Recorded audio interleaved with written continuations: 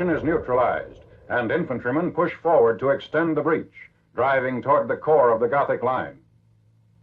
By 23rd September, 5th Army units reach an area just south of Futa Pass, leaving behind wrecked gun emplacements and fortifications.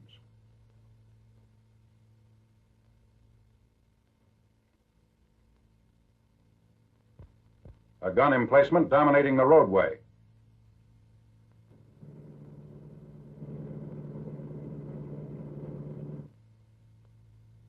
A giant pillbox, demolished by a 240mm shell.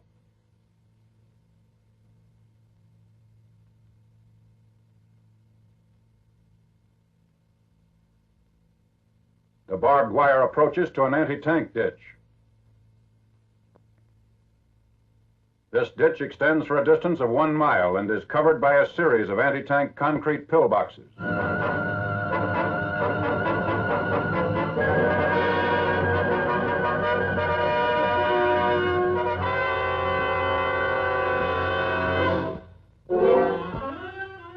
Nazi anti-invasion beach defenses near the Belgian port of Ostend.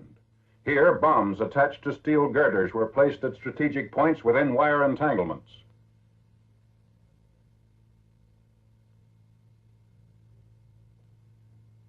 Also at Ostend is this pillbox, camouflaged to look like a motion picture theater. The entrance actually had housed an 88mm gun. Further realism was achieved by a simulated ticket booth and admission price board. An incomplete German blockhouse near Vatten, France. According to civilians, the Nazis hoped to use this gigantic installation to house electrical apparatus designed to send out beams that would stop aircraft in flight. The structure is 300 feet long, 200 feet wide, and some 4 stories high.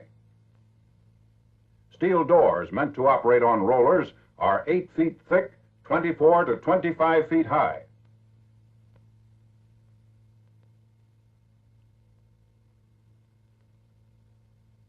Allied aircraft pounded the blockhouse and its environs with 1,000-pound bombs.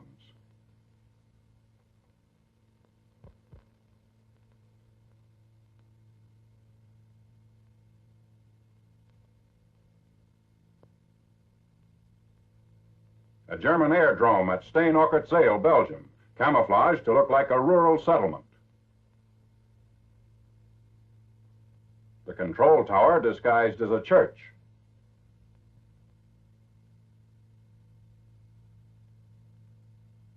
Runways were laid out to simulate roads and paths.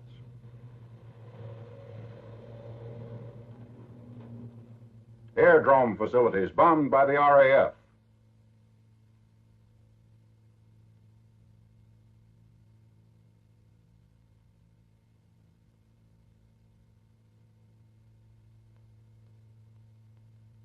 Wrecked Nazi planes.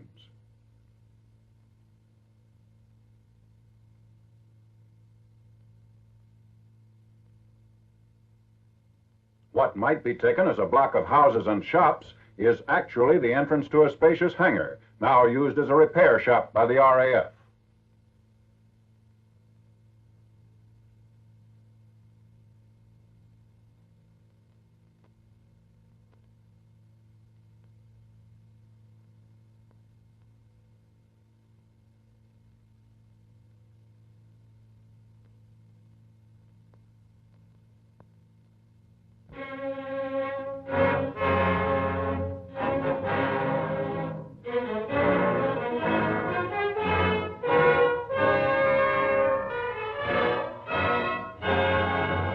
At a staging area, final preparations for amphibious action include the waterproofing of vehicles.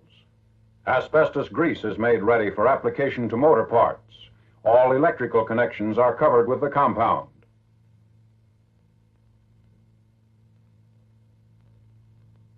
A breather tube is placed on the carburetor. Coatings of insulating enamel complete the waterproofing, which permits operation of vehicles in 7 feet of water.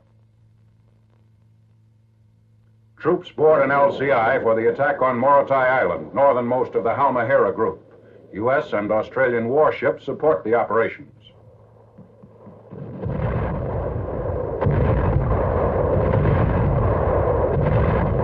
The first wave of assault forces moved shoreward on 15th September.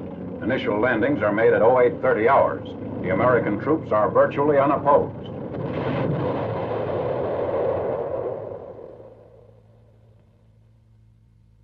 Deep water and a rocky bottom make successive waves of landings difficult for men.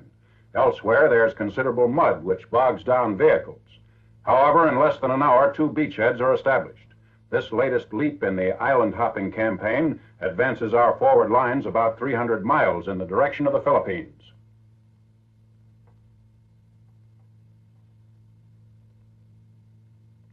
Not all of the rolling stock managed to negotiate the mud and rock without being stalled. An engineer shore and boat regiment rescues bogged-down vehicles. Bulldozers and alligators assist in the landings.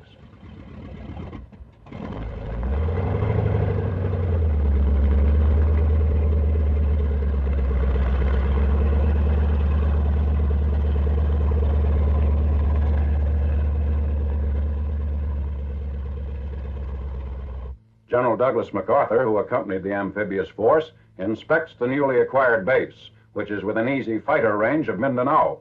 The general told his men, "You have done well. You now dominate the last stronghold which barred you from the Philippines."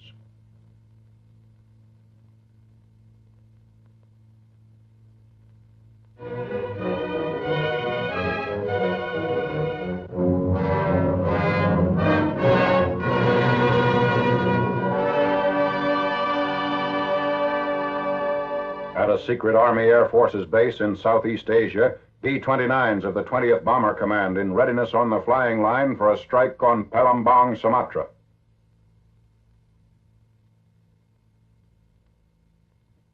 Since 15th June, when the B-29 was first employed in the raid on the steel center at Yawata, Japan, the plane has proved its effectiveness as a long-range offensive weapon. The 20th Bomber Command went into action 11 months after the first production model came off the assembly line and less than 2 years after the first experimental test flight.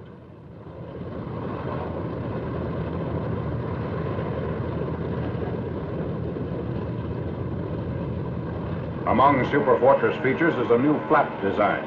The flaps, by increasing total wing area 19% when extended, limit takeoff and landing runs to those of the B-24 and B-17.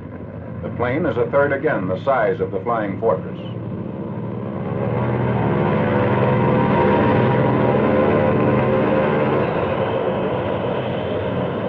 The B-29 is powered by 4 18-cylinder Wright Cyclone engines with dual sets of turbo superchargers. Each engine generates 2,200 horsepower, almost twice that of other heavy bomber power plants. The 4-bladed propellers are so large, 16 feet 6 inches, that they must be slowed down by reduction gears to keep the tip speed under the speed of sound.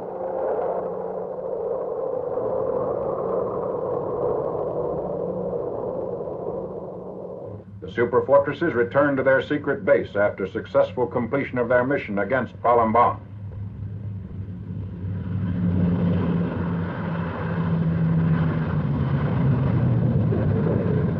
One B-29 lands with a feathered right outboard propeller.